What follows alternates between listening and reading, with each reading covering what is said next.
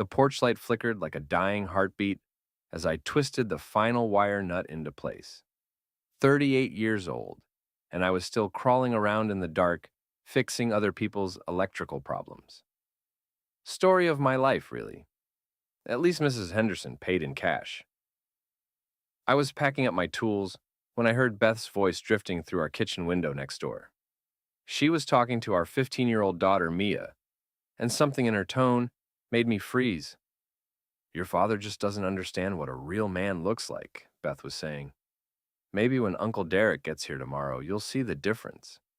Uncle Derek, my wife's brother.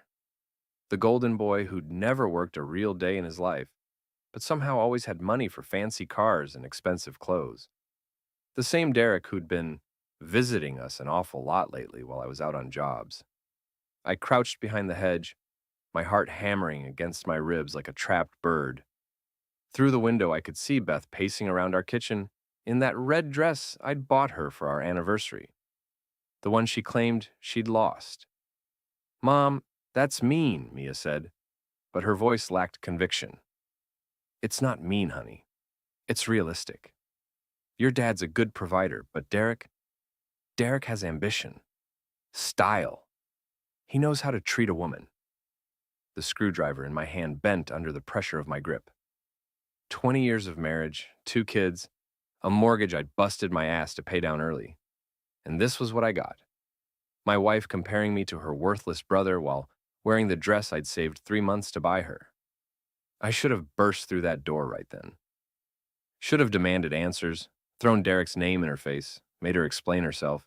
Instead, I sat there in the dark like a coward, listening to my world crumble one word at a time. Derek's taking me to lunch tomorrow, Beth continued. That new place downtown, the expensive one. What about Dad? What about him? He'll be at some job site, covered in dust and complaining about his back. Derek appreciates the finer things in life. I'd heard enough, more than enough. I gathered my tools as quietly as possible and slipped around to the back of our house. My hand shook as I fumbled with the key to my workshop. The small building behind our garage had been my sanctuary for years, filled with electrical equipment, spare parts, and the smell of honest work. Now it felt like a prison. I sat on my workbench and stared at my phone. Part of me wanted to call Beth right now, confront her about what I'd heard. But something held me back. Maybe it was pride. Maybe it was fear. Or maybe it was the cold realization that I needed to know exactly how deep this betrayal went before I made my next move. Derek had always been everything I wasn't. Tall where I was average height, smooth where I was rough around the edges, charming where I was direct. He'd breezed through college on his parents' money, while I'd learned electrical work in the Navy. He'd married and divorced 3 different women, while I'd stayed faithful to Beth through thick and thin. And now, apparently, he was having lunch dates with my wife, while I paid the bills. I pulled up Beth's phone records on our shared account. We'd combined everything years ago in the name of transparency and trust. What a joke that seemed now. The numbers told a story I didn't want to read. Dozens of calls to Derek's number over the past 3 months, many of them lasting an hour or more. Text messages at all hours, including some sent at 2 in the morning when she claimed she was asleep beside me. My workshop door creaked open and Beth's silhouette appeared in the doorway. There you are, she said, her voice honey-sweet. I was wondering where you'd gotten to. How was the Henderson job? I looked at her standing there in that red dress, her blonde hair perfectly styled, her makeup flawless even at 10 o'clock at night. She was still beautiful, still the woman I'd fallen in love with 20 years ago, and she was lying to my face with a smile. Fine, I said, just fine. You look tired, honey. Why don't you come inside? I'll make you a sandwich. The casual kindness in her voice made my stomach turn. How long had she been playing this game? How many nights had she come to bed fresh from phone calls with Derek, pretending to care about my day while planning her next betrayal? I'll be in soon, I said. Just want to organize some things. She hesitated in the doorway, and for a moment I thought she might say something real, something honest. Instead, she just smiled and said, Don't stay up too late. You have that big commercial job tomorrow. After she left, I sat in the darkness of my workshop and tried to figure out what the hell I was going to do. The smart thing would be to hire a lawyer, document everything, and file for divorce. Clean and simple. But something dark was growing in my chest. Something that whispered about justice and revenge and making them both pay for what they'd done to me. I thought about my daughter's voice when she'd called Derek's treatment of women superior to mine. I thought about all the times Derek had borrowed money and never paid it back. All the family gatherings where he'd made subtle jokes about my blue-collar job while wearing clothes that cost more than I made in a week. Most of all, I thought about Beth in that red dress, planning expensive lunch dates with her brother-in-law while I crawled around in the dark, fixing other people's problems. By the time I finally went inside, a plan was beginning to form. It wasn't a good plan, and it sure as hell wasn't a legal plan. But it was mine, and it was going to make them both sorry they'd ever decided to make a fool out of me. The house was dark and quiet. Beth was already in bed, her breathing deep and regular. I stood in the doorway of our bedroom and watched her sleep. This woman who'd shared my bed for 2 decades, while planning to replace me with her own brother-in-law. Tomorrow, Derek would come for his lunch date. Tomorrow, Beth would get dressed up and go out with him while I was supposed to be safely out of the way at a job site. Tomorrow, they'd probably laugh about how clueless I was, how easy it was to fool the simple electrician. They had no idea what was coming. I called in sick to the commercial job the next morning, something I hadn't done in over 5 years. Beth was in the shower when I made the call, and I could hear her humming some song I didn't recognize. She sounded happy, excited even. The irony wasn't lost on me. "You sure you're okay?" my foreman asked. "You never call in sick." "Just need a day," I said. "Food poisoning or something." It wasn't entirely a lie. The thought of what my wife was planning definitely made me sick to my stomach. Beth emerged from the bathroom wrapped in a towel, her hair still damp. She looked surprised to see me still in bed. "Aren't you running late?" she asked, checking the clock on her nightstand. "Called in sick," I said, watching her face carefully. "Feeling pretty rough." For just a second, something flickered across her expression. Disappointment? Panic? Then the concerned wife mask slipped back into place.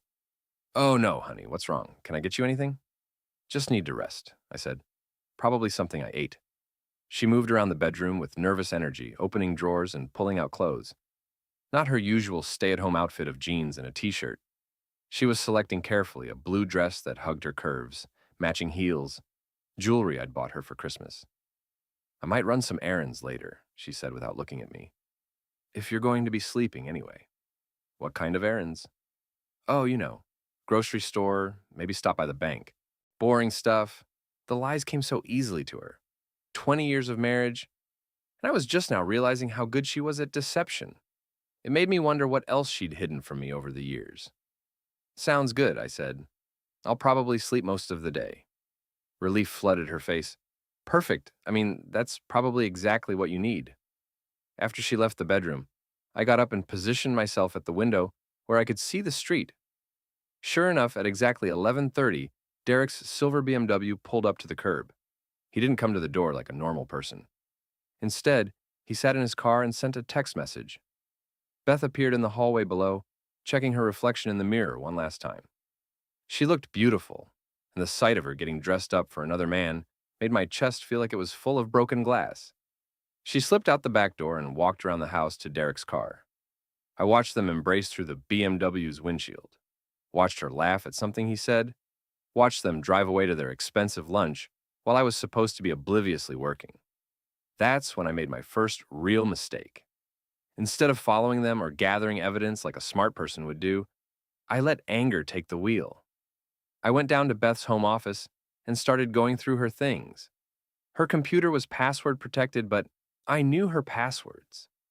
She used variations of our anniversary date for everything, which felt like another slap in the face under the circumstances. Her email told the whole story. Months of correspondence with Derek, starting innocent enough but quickly turning intimate. They'd been planning this affair like a military operation, coordinating their schedules around my work, discussing how to keep it secret, even joking about how trusting and naive I was. The worst part was reading Derek's messages about me. He called me the electrician, like it was a dirty word, made jokes about my hands being rough and my clothes smelling like work, talked about how Beth deserved better than a blue-collar nobody who would never amount to anything. But it was Beth's responses that really destroyed me. She agreed with everything he said, called me boring and predictable, said she'd settled for security instead of passion, and regretted it every day. Talked about our sex life in terms that made me want to put my fist through the computer screen. In one particularly brutal exchange, Derek had written, "I can't believe you've wasted 20 years on him." Beth's reply, "Neither can I. But that's going to change soon." I printed everything, every email, every cruel joke, every plan they'd made behind my back. The printer churned out page after page of betrayal, and with each sheet that fell into the tray, something inside me died and something else was born. By the time they returned from lunch, I was back in bed pretending to sleep. I heard Beth come in through the back door, heard her moving around downstairs, probably erasing evidence of where she'd been. She came upstairs and peeked into the bedroom. "How are you feeling?" she asked softly. I opened my eyes and looked at her. Her makeup was slightly smudged, her hair a little messed up. She looked like a woman who'd been thoroughly kissed, and the sight made my stomach churn. "Better," I lied. "Much better." "Good. I picked up some soup while I was out. Thought it might help." More lies. She'd been too busy with Derek to think about soup for her sick husband, but she'd probably grabbed a can from the kitchen and heated it up to support her story. "That's thoughtful," I said. "Thank you." She smiled and leaned down to kiss my forehead. Her lips felt like ice against my skin. That night, I lay awake staring at the ceiling, while Beth slept peacefully beside me. She'd played the concerned wife perfectly all evening, bringing me soup, checking my temperature, even offering to cancel her plans for the next day in case I was still sick. Of course, I knew what those plans were now. Derek was taking her to a hotel 2 towns over, somewhere they thought they'd never be recognized. They'd booked a room for the entire afternoon under Derek's name, and according to their emails, it wasn't their first time there. I had a choice to make. I could confront them, demand a divorce, and try to move on with whatever dignity I had left, or I could do something else. Something that would make them both pay for what they'd done to me and my family. The printed emails were hidden in my workshop. 43 pages of evidence that my marriage was a joke, and my wife thought I was a fool. But evidence could be used for more than just divorce proceedings. It could be used for revenge. As Beth slept beside me, probably dreaming about her afternoon with Derek, I started planning. They thought I was just a simple electrician, too stupid and trusting to see what was happening right under my nose. They thought they were so much smarter than me, so much more sophisticated. They were about to learn how wrong they were. The next morning, I told Beth I was feeling much better and would be returning to work. She tried to hide her disappointment behind a mask of wifely concern. "Are you sure you don't want to push yourself too hard?" "I'm fine," I said, kissing her cheek. "Besides, we can't afford for me to miss another day." The comment hit its mark. Beth flinched slightly at the reminder of our financial reality. For all her complaints about my blue-collar job, she certainly enjoyed the steady paycheck it provided. I made a big show of getting ready for work, loading my truck with tools and complaining about a difficult customer I had to deal with. Beth watched from the kitchen window as I drove away, probably already reaching for her phone to text Derek. But instead of going to work, I drove to a coffee shop 3 blocks away and settled in to wait. I'd installed a security app on our home computer months ago after a rash of break-ins in the neighborhood. Beth had forgotten about it, but I could monitor our house remotely from my phone. At exactly 10:15 a.m., Derek's BMW appeared in our driveway. This time, he didn't wait in the car. He walked right up to our front door like he owned the place, using the spare key Beth had obviously given him. I watched through the security camera as my wife greeted her brother-in-law in our living room. They didn't waste time with small talk. Within minutes, they were kissing passionately on the couch, where I watched football every Sunday. My hands shook as I held the phone, watching my marriage disintegrate in real time. But I forced myself to keep recording. I needed evidence, and I needed them to feel secure in their deception. After about an hour, they moved upstairs to our bedroom. I couldn't watch that part, but I didn't need to. I had everything I needed to destroy them both. I drove to my friend Mike's electrical supply shop and asked to borrow his van for the afternoon. Mike owed me a dozen favors, and he didn't ask questions when I told him my truck was making strange noises. Keep it as long as you need, he said, tossing me the keys. Just fill up the tank when you're done. The van was perfect for what I had planned. Unmarked, anonymous, and equipped with a ladder rack that would let me access the power lines behind our house. I parked 2 blocks away and walked through the woods that bordered our neighborhood. The power lines ran through an easement behind our house, and I knew exactly which transformer controlled the electricity to our street. It was dangerous work, but I'd been doing electrical jobs for 20 years. I knew how to kill the power to our house without affecting the neighbors. And more importantly, I knew how to make it look like an equipment failure. At exactly 2:30 p.m., I threw the switch. The security cameras went dead immediately, along with every light and appliance in our house. I could picture Beth and Derek fumbling around in the sudden darkness, probably cursing the timing. What they didn't know was that I'd also disabled the backup battery on our garage door opener earlier that morning. They were trapped inside until the power came back on, which wouldn't happen until I decided it should. I gave them 30 minutes to panic before I made my next move. Using Mike's van, I drove to Derek's apartment across town and let myself in with the spare key he kept hidden under a fake rock. Derek had always been predictable in his stupidity. His apartment was exactly what I'd expected. Expensive furniture, imported beer in the fridge, and clothes that cost more than most people's car payments. Everything paid for with money he'd borrowed from family members and never repaid. I didn't take anything. Instead, I left something behind. The printed emails went into Derek's desk drawer, along with a note written in Beth's handwriting. I'd practiced copying her writing style for hours, and the result was convincing enough to fool anyone who wasn't a handwriting expert. The note was simple and devastating. I can't keep lying to him anymore. We have to tell Jake the truth. I signed it with Beth's name and left it on top of the emails, where Derek would find it immediately. Then, I drove back to the transformer and restored power to our house. By the time I got home from my workday, Beth was in the kitchen making dinner like nothing had happened. She looked frazzled and kept glancing at her phone, but she managed to smile when I walked through the door. "How was your day?" she asked, not quite meeting my eyes. "Productive," I said. "Very productive. How about yours?" "Oh, same old thing. Cleaned the house, did some laundry." The lies came so easily to her that I almost admired the skill. She'd probably been practicing deception for years without me realizing it. "Power go out today?" I asked casually. Mrs. Henderson called and said her lights flickered around 2:30. Beth's face went pale. Yes, actually, it was out for about an hour. I was just reading, so it wasn't a big deal." "Huh, probably a transformer issue. I should check on that tomorrow." We ate dinner in relative silence, Beth picking at her food while I planned my next move. She kept checking her phone, probably waiting for Derek to call or text. He wouldn't be doing either of those things for a while. Around 9 o'clock, her phone finally rang. I could hear Derek's voice through the speaker, loud and angry. "We need to talk," he said, "right now." "I can't," Beth whispered, glancing at me. "Jake's home." "I don't care where Jake is. Get over here now, or I'm coming there." Beth's hands were shaking as she ended the call. She looked at me with wide, frightened eyes. "I have to run out for a bit," she said. "Sarah's having some kind of crisis." Sarah was Beth's sister, and another convenient lie. But I just nodded and turned back to the television. "Drive safe," I said. "It's supposed to rain." After she left, I poured myself a beer and settled in to wait. Phase 1 of my plan was complete.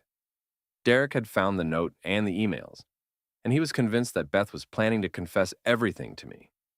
Beth, meanwhile, had no idea what was waiting for her at Derek's apartment. They were about to turn on each other, and I was going to enjoy every minute of it. My phone buzzed with a text message from an unknown number. "Your wife is cheating on you with Derek. Thought you should know." I smiled and deleted the message. Anonymous tips were so unreliable, and I was a trusting husband who would never believe such a thing without proof. But if more evidence happened to surface, well, that would be a different story entirely.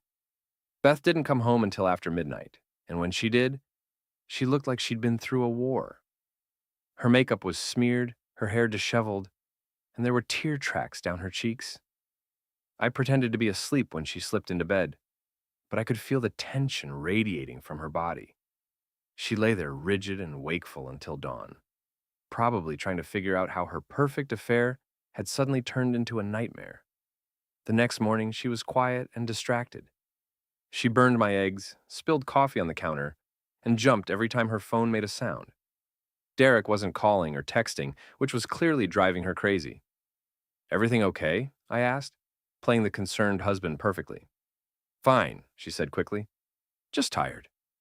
"You were out pretty late with Sarah. Is she all right?" Beth's face crumpled slightly. "She will be. It's just complicated." I nodded sympathetically and finished my breakfast. Beth was falling apart, and she couldn't even tell me why. The irony was delicious. At work that day, I made a point of telling my crew about the strange power outage in our neighborhood, how it had affected just our street, and how it seemed to have lasted exactly long enough to cause maximum inconvenience. "Weird coincidence," my apprentice Tommy said, "almost like someone did it on purpose." "Who would do something like that?" I asked innocently. "Maybe someone with a grudge," Tommy suggested. "Someone who knew exactly which transformer to hit." I shrugged and changed the subject, but I could see the wheels turning in Tommy's head. He was a smart kid, and he'd remember this conversation later when it mattered. That evening, Beth's phone rang during dinner. She looked at the caller ID and went pale. "I need to take this," she said, stepping into the other room. I couldn't hear the conversation, but I could hear the tone. Derek was angry, Beth was defensive, and neither of them was backing down. After about 10 minutes, Beth came back to the table looking shaken. "Who was that?" I asked. "Wrong number," she lied. That night, I decided it was time to escalate things. While Beth was in the shower, I used her laptop to send Derek an email from her account. "I meant what I said in the note," I typed, copying Beth's writing style perfectly. "I can't live with this guilt anymore. Jake deserves to know the truth, and I'm going to tell him this weekend. I'm sorry, but it's over between us." I sent the message and deleted it from Beth's sent folder, then closed the laptop and went back to watching television. Within an hour, Derek was pounding on our front door. "Where is she?" he demanded when I opened the door. "Where's Beth?" "She's upstairs," I said, genuinely confused by his aggressive tone. "What's going on, Derek? You look upset." Beth appeared at the top of the stairs, her hair still wet from the shower. When she saw Derek, her face went white. "We need to talk," Derek said, pushing past me into the house. "Right now." "Derek, please," Beth said, coming down the stairs. "Not here." "Yes, here," Derek snapped. "I'm done with the games, Beth. I'm done with the lies." I looked back and forth between them, playing the confused husband perfectly. "What's going on? What lies?" Derek turned to me with wild eyes. "You want to know what lies, Jake? Your wife has been—" "Stop!" Beth interrupted, her voice sharp with panic. "Derek, don't!" "Don't what?" Derek demanded. "Don't tell him the truth? Don't tell him about us?" The words hung in the air like a toxic cloud. I stared at them both, letting shock and hurt play across my face. "About us what?" I asked quietly. Derek laughed bitterly. "She didn't tell you? Your loving wife has been screwing me for the past 6 months, in your bed, in your house, while you were out working to pay for her lifestyle." Beth started crying. "Derek, stop, please." "Stop?" Derek's voice was getting louder. "You sent me that email, Beth. You said you were going to tell him anyway. So, let's just get it all out in the open." I looked at my wife, tears streaming down her face, and felt a cold satisfaction settle in my chest. "Is it true, Beth? Are you having an affair with Derek?" She couldn't meet my eyes. "Jake, I can explain." "It's true," Derek interrupted. "And she's been planning to leave you for me. We've been laughing about how clueless you are, how easy it was to fool you." That last part wasn't entirely accurate, but it served my purposes perfectly. I let my face crumple with pain and betrayal. "Get out," I said quietly. "Jake," Beth started. "Both of you," I said, my voice getting stronger. "Get out of my house! Now!" Derek grabbed Beth's arm. "Come on, we're done here anyway." But Beth pulled away from him. "No, this is my home. Derek, you need to leave." "Your home?" Derek laughed harshly. "You just told me you couldn't wait to get away from this place. You called it a prison." "I never said that," Beth protested. "You said a lot of things, Beth. In person and in writing." I could see the confusion in Beth's eyes. She had no idea what Derek was talking about, but she couldn't say that without revealing more about their affair. "I think you should both leave," I said, I need time to think. Derek stormed out, slamming the door behind him. Beth stood in our living room crying, probably trying to figure out how everything had gone so wrong so quickly. "Jake, please," she said. "Let me explain." I looked at her for a long moment. This woman who'd shared my life for 20 years and betrayed me without a second thought. "There's nothing to explain," I said. "You made your choice."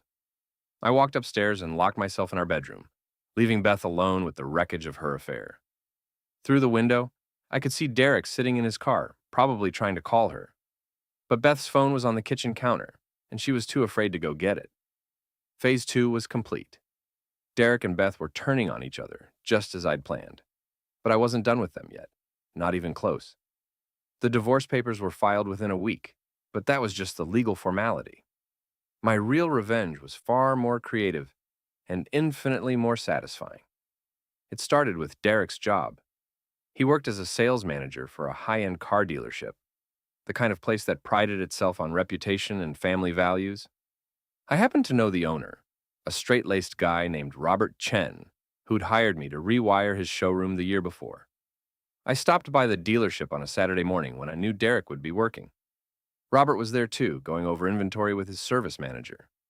"Jake," Robert greeted me warmly. "How's business?" "Can't complain," I said.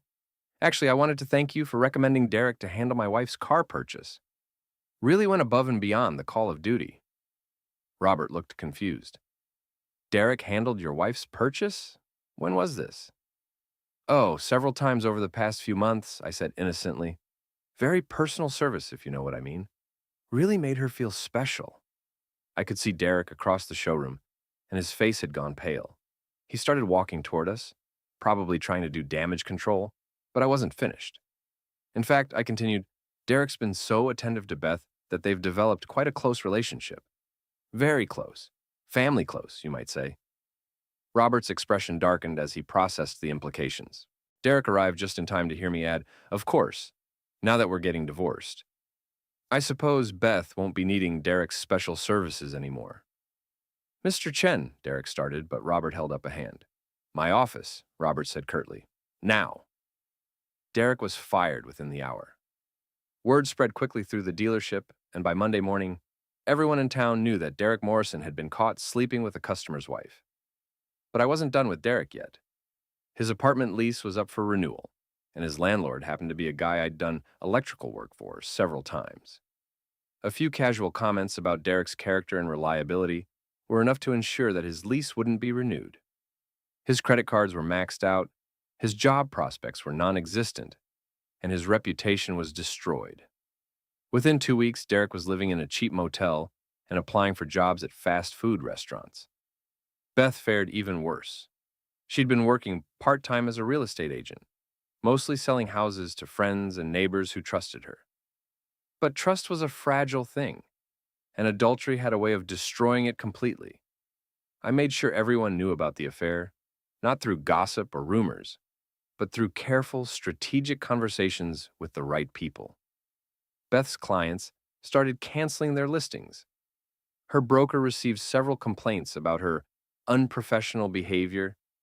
Her real estate license came up for review, and suddenly there were questions about her ethics and judgment. Within a month, Beth was unemployed and unemployable in our small town. But the real masterstroke came when I discovered that Derek had been borrowing money from Beth to fund his lifestyle. Money that came from our joint accounts, money that I'd earned with my own hands while they were laughing about what a fool I was. I documented every transaction, every loan, every dollar that Derek had stolen from our marriage. Then I filed a lawsuit against him for theft and fraud. Derek couldn't afford a lawyer. His public defender was overworked and uninterested.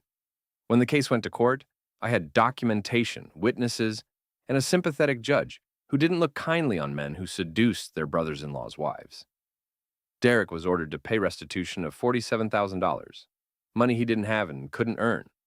When he defaulted on the judgment, his wages were garnished and his assets seized. The cheap motel kicked him out when he couldn't pay rent. His car was repossessed. His credit was destroyed beyond repair. Last I heard, Derek was living in a homeless shelter 3 towns over, washing dishes for minimum wage and sending every penny to pay off his debt to me. Beth tried to reconcile several times during the divorce proceedings. She wrote letters, sent flowers, even showed up at my workplace begging for another chance. But I was done with her lies and manipulation and casual cruelty. The divorce was finalized on a cold Tuesday morning in November. Beth got half of our assets, as required by law, but half of nothing was still nothing. I'd been very careful about how I structured our finances in the months leading up to the divorce. Our house was sold to pay legal fees. Our savings account was depleted by Derek's theft and the cost of private investigators. Our retirement fund was borrowed against to cover the expenses of starting over.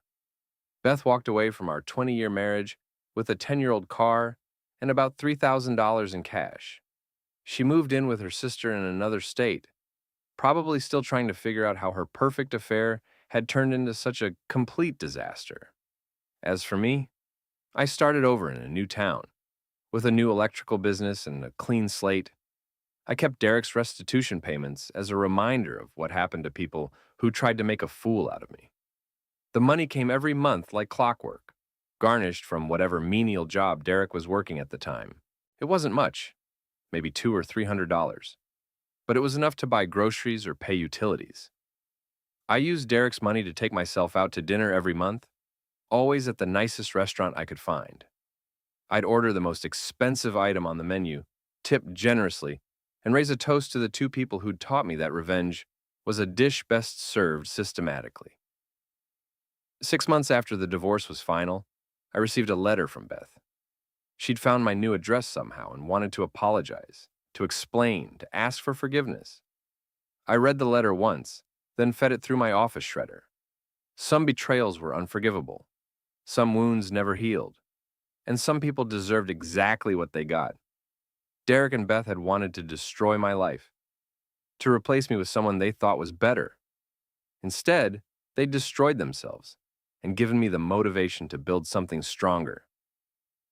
I was 40 years old, debt-free, and completely free of the people who tried to make me a victim.